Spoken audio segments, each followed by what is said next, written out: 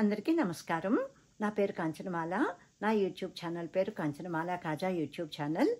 ఇప్పుడు నేను నా డైరీ చూపిస్తున్నాను. నేను బిఫోర్ మ్యారేజ్ రాసుకున్నది మీకు కనిపిస్తూ ఉండొచ్చు. జీ కాంచనమాల. జీ అంటే గ్రంథి కాంచనమాల, మొగల్తూర్. 1/1/1973 రోజు నేను కొత్త డైరీ మొదలుపెట్టాను. అదనమాట. ఇప్పుడు ఈ స్థితిలో ఉంది. అయినా కూడా నేను భద్రంగా దాచుకున్నాను. ఇందులోనూ చాలా చాలా మెమరీస్ ఉన్నాయి. కాకపోతే కనిపించటం చాలా కష్టంగా ఉంది. కొన్ని అయితే పేపరు అక్షరాలన్నీ కనిపించట్లేదు సరిగ్గాను. అంటే అప్పుడు రాసుకున్నది పెన్ను కరెక్ట్గా ఉండకపోవచ్చు. ఇప్పుడు ఈరోజు నేను కొన్ని చదివాను. ఫస్ట్ పేజీలోనే చాలా వింతైన విశేషాలు ఉన్నట్టు నాకు ఇప్పుడు చాలా ఆశ్చర్యం అనిపించింది. అందుకని ఇవి తీసి, ఇది కూడా దేనికంటే మొగల్తూరులో జరిగిన ఫస్ట్ ఏదో ఆంధ్ర బంద్ అట. ఇది ఒకసారి చదివాను కానీ నాకు సరిగ్గా ఏమీ అర్థం కావట్లేదు.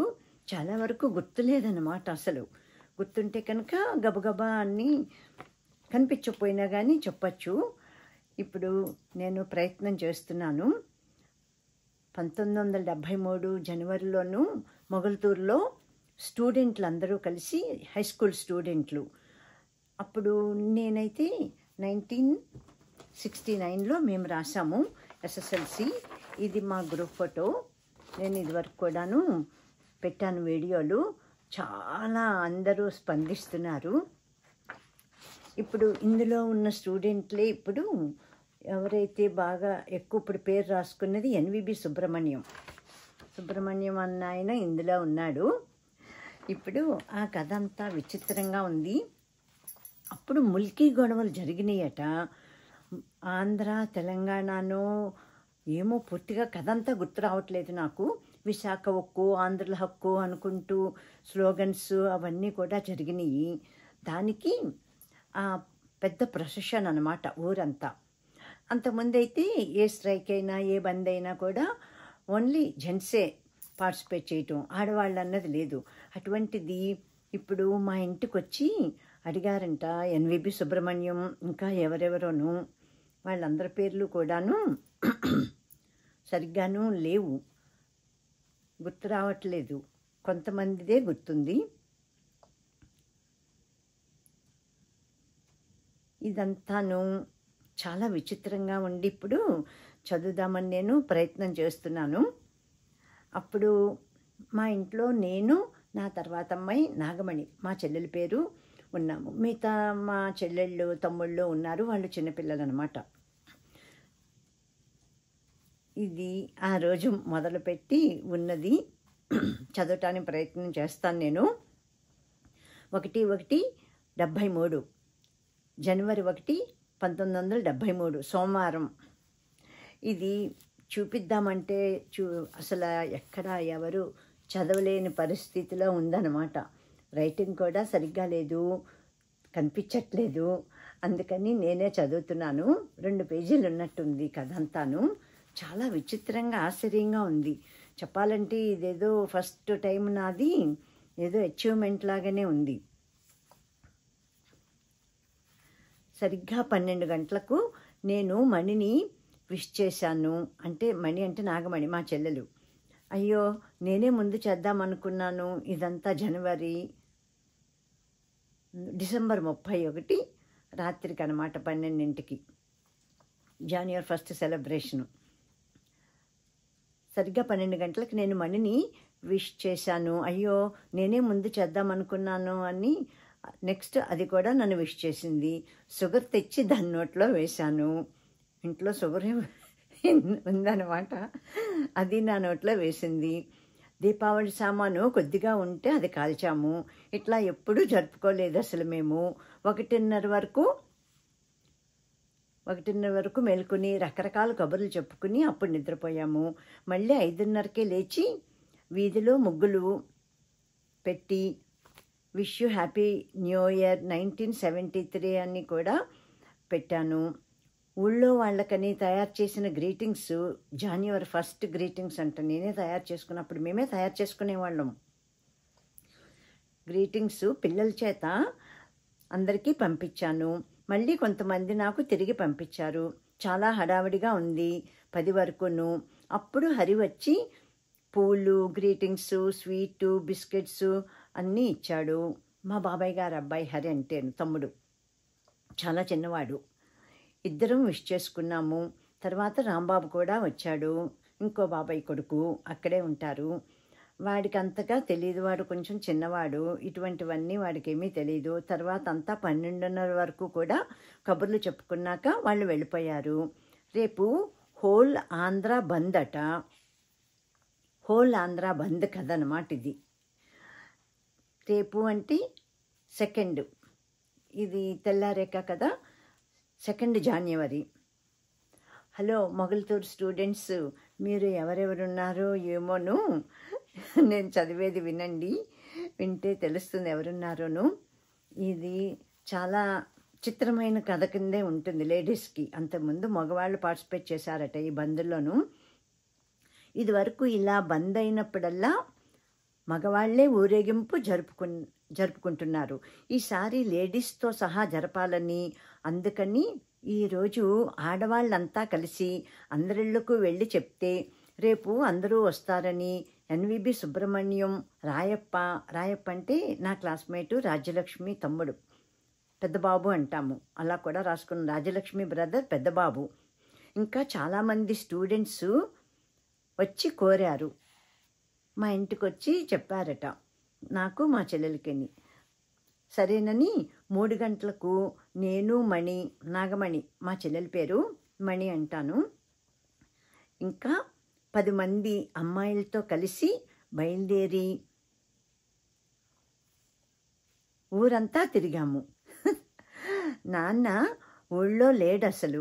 2 రోజుల నుంచి మల్లవరం పొలానికి వెళ్తున్నాడు.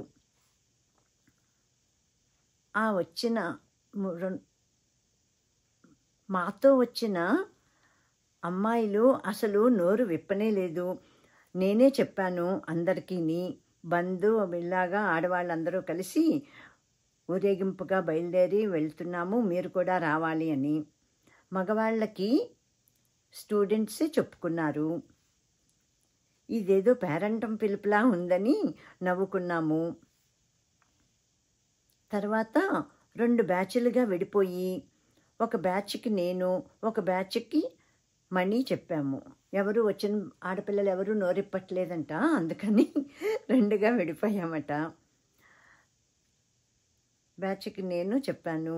ఇంటికి వచ్చేసరికి 7 అయింది. చాలా అలసిపోయినట్టు అయిపోయింది నాకు. చాలా విడ్డూరంగా ఉంది. నాకు చాలా సివియర్గా హెడేక్ వచ్చేసింది, బయట బాగా తిరిగి రావటం మూలంగాను. ఇక భోజనం కూడా చేయకుండా మంచం ఎక్కేశాను. మొత్తానికి చాలా విచిత్రంగా, సరదాగా, ఎప్పుడూ లేనట్లుగా జరిగింది ఈ ఏడాది న్యూ ఇయర్స్ డే.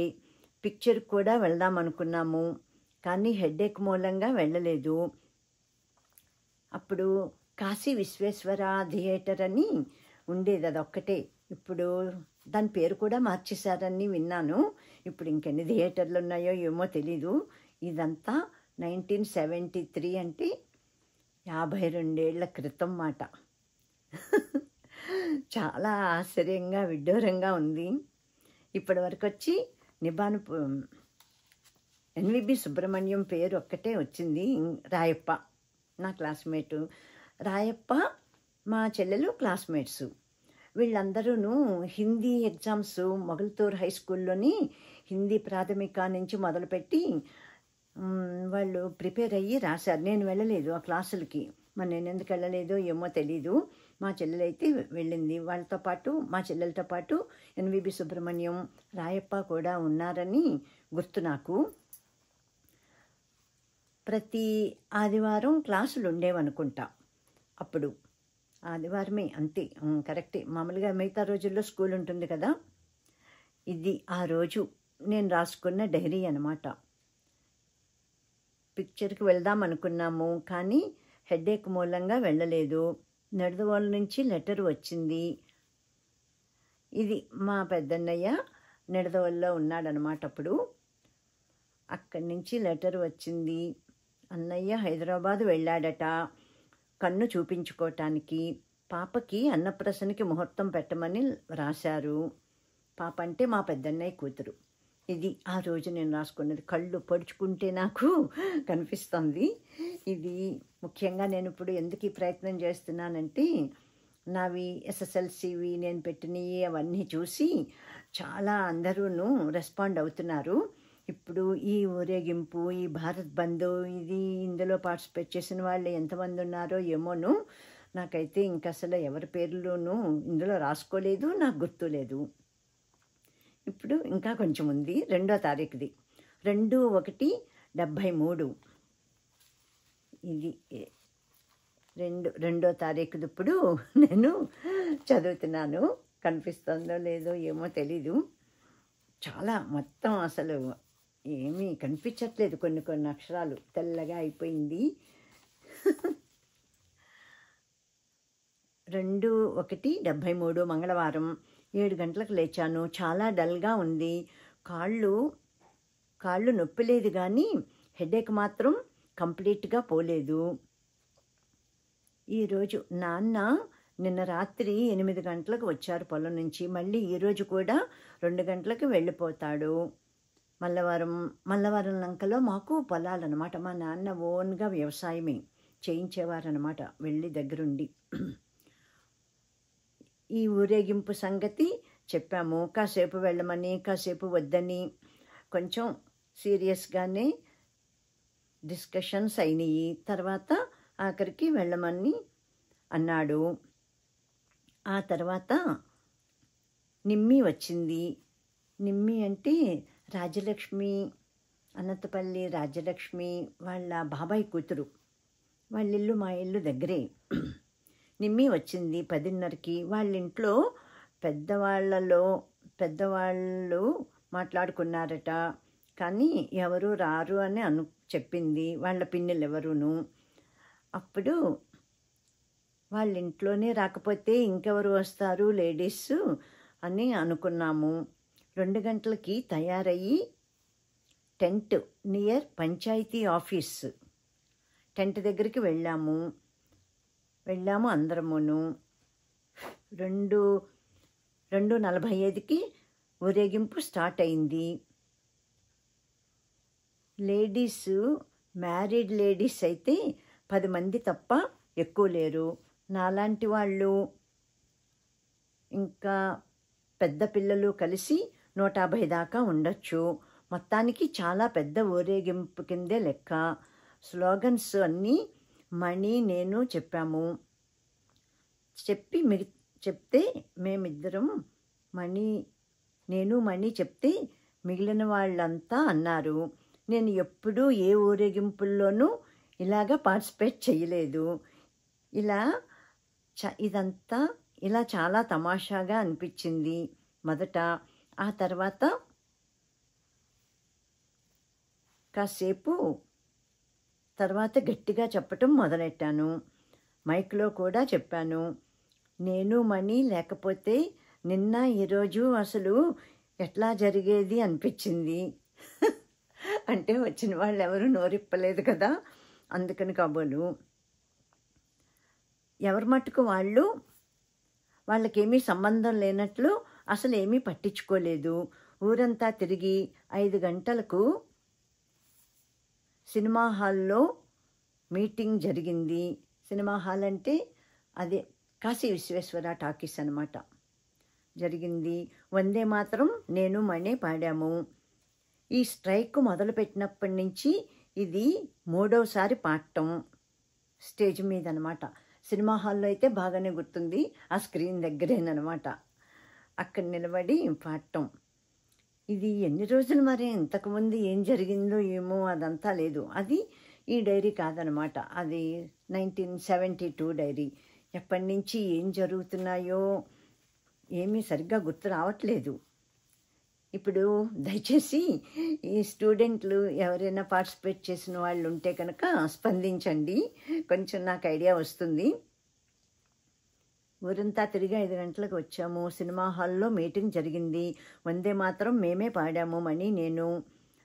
ఈ స్ట్రైక్ మొదలుపెట్టాక ఇది 3వసారి పాడటం. చాలామంది ఉపన్యాసాలు ఇచ్చారు. జనం మాత్రం చివరి వరకు ఎవరూ ఉండలేదు అసలు. నేను కూడా కాసేపు మాట్లాడదాం అనుకున్నాను, కానీ ఎవరైనా ఏమన్నా అంటారేమోనని భయం. అప్పుడు అన్నీ శంకలే. అందుకని దేనికి ముందుకు రావటం అనేది చాలా తక్కువ. ఇదిగోనండి ఇలాగ చెరిగిపోయింది. ఏదో చేస్తున్నాను ప్రయత్నం. భయమేసి మాట్లాడలేదు. ఆఖరిని మళ్ళీ జనగణమన పాడి వచ్చాము. నేను మణి, లేడీస్ నేను మణి, ఇంకొక 2 తప్ప అసలు ఎవరూ లేరు చివరి వరకును. ఎవరికి ఇంట్రెస్ట్ లేదు అసలు, మాకు తప్ప. ఏ విషయానికైనా మా ఇద్దరికే ఇంట్రెస్ట్ బాగా ఉంది, మా చెల్లికి నాకును. హంగర్ స్ట్రైక్లో కూడా ఒకరోజు ఉందామనుకుంటున్నాము. మరేమవుతుందో తెలీదు. బహుశా నాన్న ఒప్పుకుంటాడో లేదో. మా నాన్న పర్మిషన్ తీసుకునే అన్నీని. మా నాన్నంటే చాలా భయం మాకు. ఇంటికి వచ్చేసరికి మణికి విపరీతంగా హెడేక్ వచ్చేస్తుందని భోంచేసి పడుకుంది. నేను ఒక్కతిని అలా చాలాసేపు కూర్చుండిపోయాను. భోజనం కూడా చేయలేదు. ఇది ఆ రోజు రాసుకున్నదంటే 2వ తారీఖు. ఆ తర్వాత మళ్ళాను 2వ తారీఖు అయిపోయాక 3వ తారీఖును కూడాను ఈ మీటింగ్ గురించి ఉన్నట్టుంది. కొంచెమే రాసుకున్నాను.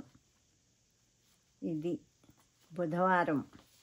ఈ డేట్ కూడా కట్ అయిపోయింది. బుధవారం అన్నది ఉన్నది 3వ తారీఖు. మామూలుగా 7కి లేచి 7 గంటలకి లేవటం, మొక్కలకి నీళ్లు పోయటం అన్నీ రొటీన్గా జరిగిపోయింది. ఆ తర్వాత మధ్యాహ్నం హరి రాంబాబు వచ్చారు. అప్పుడు హరి రాంబాబు అంటే మా బాబాయ్ కొడుకులు, 2 బాబాయిల కొడుకులు. వాళ్ళు చిన్నవాళ్ళు, వాళ్ళే అన్నీ ఊళ్ళో సమాచారాలన్నీ చెప్తూ ఉండేవారనమాట. హరి ఊర్లో విషయాలు చాలా చెప్పాడు. నిన్న ఊరేగింపు గురించి అందరూ తలో రకంగా అనుకున్నారట. ఎవరో 8th క్లాస్ స్టూడెంటు నన్ను మణిని ఎల్లారీశ్వరి పి సుశీల అన్నాడట హేళనగాను. ఇవన్నీ వాడు చెప్పటం, నేను రాసుకోవటం. సాయంకాలం ఎన్విబి సుబ్రహ్మణ్యం వచ్చాడు. జ్యోతి తీసుకుని వెళ్దామని. జ్యోతి అంటే ఆంధ్రజ్యోతి. కరెక్టే, వీక్లీలు బాగాను ఇట్లాగా మగపిల్లలే తెచ్చిపెట్టేవారు అనమాట మాకు. ఆంధ్రప్రభ, జ్యోతి, ఇంకా ఏముండేవో ఏమో అప్పుడు. అంత ఫ్రీక్వెంట్గా ఈ ఎన్విబి సుబ్రహ్మణ్యం కాంటాక్ట్లో ఉండటం, మా ఇంటికి రావటం వండర్గా ఉంది. హలో ఎన్విబి సుబ్రహ్మణ్యం, ఎక్కడున్నావో ఏమో, వింటున్నావా? 10 నిమిషాలు మాట్లాడి వెళ్ళిపోయాడు. వెళ్ళేటప్పుడు 10 నిమిషాలు మాట్లాడాడు. టిఫిన్ ఉంది రెడీగాను పెట్టాము.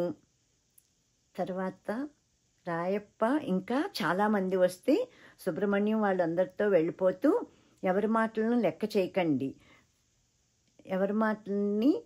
చేయకండి మీరు, కుక్కలు మరుగుతాయి మరి అని వెళ్ళాడు. అది నిజమే కదా అని అనుకున్నాము. 5 గంటలకి భగవద్గీతకి వెళ్ళాము. ఈ రోజు నుంచి అటెండెన్స్ బిగిన్ చేశాము. మేము గునుపూడిలో చిన్నప్పుడు నేర్చుకునేటప్పుడు అటెండెన్స్ కూడా ఉండేది కదా అని ఈ రోజు నుంచి అటెండెన్స్ కూడా స్టార్ట్ చేశాం. ఇప్పుడు మొత్తం 20 మంది ఉన్నారు ప్రస్తుతం. భగవద్గీత నుంచి ఇంటికి వచ్చాక రామాలయానికి వెళ్ళి కాసేపు ఉండి ప్రసాదం తీసుకుని వచ్చాము.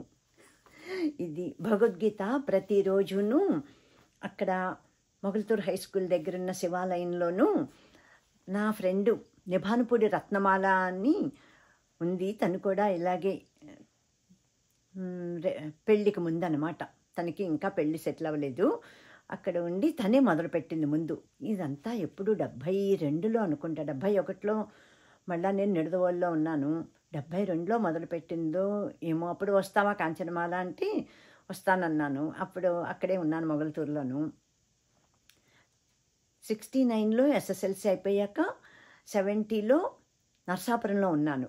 మా రెండో అన్నయ్య, నేను, మా పెద్దన్నయ్య, మా అమ్మమ్మ. మా రెండో అన్నయ్య వైఎన్ కాలేజీలో బీకామ్ ఫైనల్ ఇయర్ కోసం తనకి మొగల్తూరు నుంచి నర్సాపురం రావటానికి తనకి కాళ్ళు నొప్పి వచ్చినాయి, సైకిల్ తొక్కకూడదు అప్పుడు. అందుకని చెప్పి వద్దన్నారు డాక్టరు. అందుకని మేము అక్కడ మా మేనమామ గారు ఉంటే పువ్వాడ సత్యనారాయణ గారు వాళ్ళ ఇంట్లో ఒక పోర్షన్ ఉంటే కనుక అక్కడ రెంట్ తీసుకుని అట్లా ఉండటం జరిగింది 1 ఇయర్. మా అన్నయ్యకి ఫైనల్ ఇయర్ పూర్తయిపోయే వరకును. ఆ తర్వాత మళ్ళీ నేను నిడదవోలులో ఉన్నాను మా పెద్దన్నయ్య దగ్గర.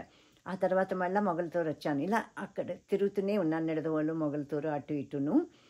ఆ తర్వాత ఈ రత్నమాల 72లో మొదలుపెట్టినట్టుంది. నన్ను అప్పుడు పిలిచిందనమాట. 72లోనే మొదలు.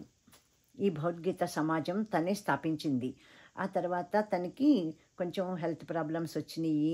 ఆ తర్వాత మళ్ళీ తనకి ముందే పెళ్ళైపోయింది, తను వెళ్ళిపోయింది. అందుకని నేను నడిపించాను. ఆ తర్వాత నా తర్వాత చెల్లెలు నాగమణి, ఆ తర్వాత రెండో చెల్లెలు కృష్ణవేణి. ఆ తర్వాత మళ్ళీ ఇంకా వాళ్ళు చదువులు అయిపోయి వాళ్ళు వెళ్ళిపోయాక మూతపడిపోయింది ఆ భగవద్గీత సమాజం. ఎవరునూ ముందుకు రాలేదు, నడిపించలేదట. అప్పుడు అందరూ అనుకున్నారట గ్రంథి వెంకటనరసయ్య గారు అమ్మాయిని నడిపించారు, వాళ్ళు వెళ్ళిపోయాక ఎక్కడోళ్ళు అక్కడికి పెళ్ళిళ్ళు అవి అయిపోయాక చదువులకి ఎవరూనూ నడిపించేవాళ్ళు లేరు, మూతపడిపోయింది భగవద్గీత సమాజం అని అనుకున్నారట. అన్ని యాక్టివిటీస్ అట్లాగా అప్పటి నుంచి ఉన్నాయి. ఎంత యాక్టివ్గా ఎన్ని చోట్ల పార్టిసిపేట్ చేసేదాన్నో. ఇప్పుడు ఇదైతే కనుక నాకైతే చాలా వండర్గా అనిపించింది. ఇంత పెద్ద ప్రొసెషను, ఆ ఊరు అప్పుడు చిన్న ఊరు కిందే లెక్క కదా. ఆ ఊళ్ళో 150 మంది కలిసి ఇంటింటికి వెళ్ళి పిలవటం, ఇదంతా చాలా చాలా ఇంకా మెమరబుల్, అన్ఫర్గెటబుల్ మెమరీ అనమాట నా లైఫ్లోను.